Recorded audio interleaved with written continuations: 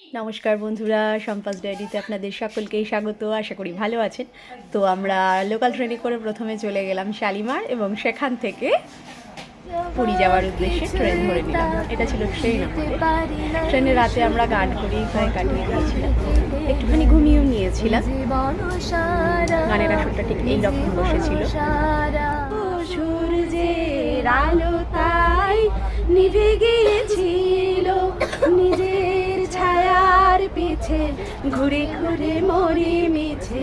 একদিন চেয়ে দেখি আমি তুমি হারা, আমি তুমি হারা।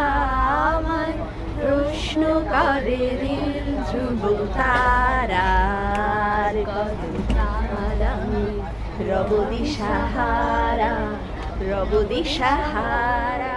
এরপর আমরা পৌঁছে গেলাম পুরী স্টেশনে এবং সেখান থেকে বেশ অনেকটা দূরত্ব লাগেজ টেনে নিয়ে যেতে হয়েছে আমাদের, এবং গিয়ে আমরা একটা অটো করে নিয়েছিলাম এবং ফাইনালি আমরা পৌঁছে গেলাম আমাদের রুমে। চলে এসেছি ফাইনালি আমাদের রুমে। এখন 5:30 বাজে। রুমে পৌঁছে আমরা মোটামুটি আমাদের লাগেজটা রেখে দিয়েই চলে গেলাম হচ্ছে সূর্যোদয় দেখতে। সমুদ্র আমাদের ডাক ছিল। আমার মেয়ে একটুখানি ফটোগুলো দেখছিল আসার। রুমটা এরকম ছিল আমাদের, বেশ ভালোই দিয়েছিল। তারপর সমুদ্র ভীষণ সুন্দর। সকালবেলায় সূর্যোদয় হচ্ছে জাস্ট, মানে আমরা যখন পৌঁছেছি তখনও হয়নি, আমরা চোখের সামনে দেখতে পেলাম সূর্য উঠছে সমুদ্রের ওপর থেকে। সে দারুণ সুন্দর দৃশ্য, চোখ ভরে দেখেছি। আমার মেয়ে অবাক, দেখুন।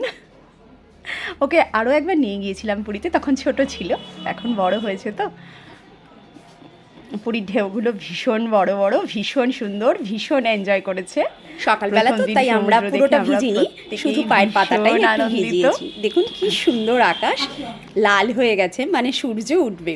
সূর্য ওঠার অপেক্ষায়, সূর্য উঠেও গেছে। ভীষণই সুন্দর লাগছিল সূর্য ওঠা অবস্থায় সমুদ্রকে দেখতে। এরপর আমরা চলে গেলাম ফটাফট চায়ের দোকানে, মানে চা তো খেতেই হবে। চা খেয়ে মন ভালো করে সুন্দর সমুদ্র দেখে গেয়ে উঠলাম আমি।